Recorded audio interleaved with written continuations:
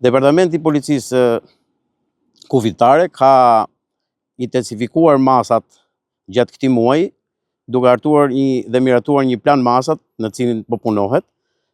në zbatim të planit masave të drejtorisë përgjithshme të Policisë Shtetit, me qëllim përballimin e flukseve migratore që pritet të shtohen për shkak të festave të fundvitit. Ky plan masash konsiston në shtimin e sporteleve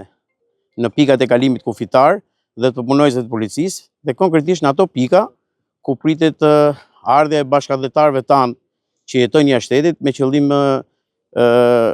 festat e fundvitit dhe kalimin e festave me familjarët dhe të afërmit e tyre. Janë intensifikuar shkëmbimi i informacionit me vendet fqinje, me partnerët e Policisë Kufitare, sidomos të pikës greke të kufirit, për lehtësimin e kalimit kufitar të shtetasve si në ardhje, ashtu dhe në dalje të vendit tonë. Gjatë këtij viti ka pas një shtim të fluksit të udhëtarëve në masën diku ke 10% më tepër se njëjta periudhë vitit kaluar. Departamenti për Kufirin dhe Migracionin shpreh gatishmërinë e plotë për marrjen e masave për lehtësimin e kalimit kufitar të shtetasve që do vizitojnë Shqipërinë, qoftë bashkëdhetarët tanë, por dhe turistë të huaj që vazhdojnë ta vizitojnë Shqipërinë. Policia rrugore me masa të plota dhe masa shtesë në të gjitha akset rrugore, urbane dhe interurbane, me shërbimet patrullës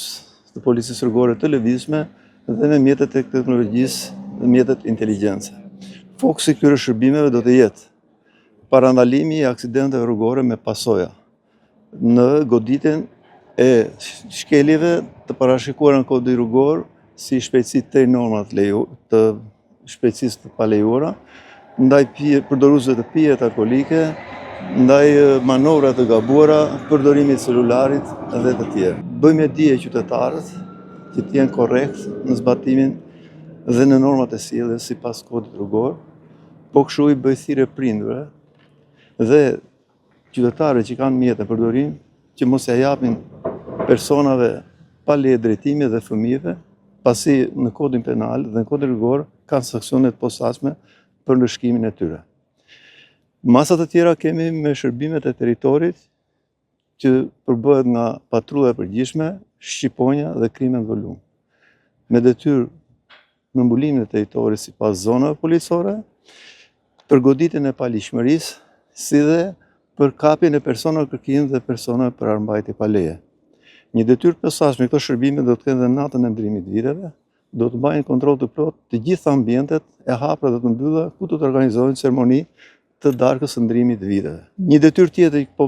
zbatohet me pritshmëri është kontrolli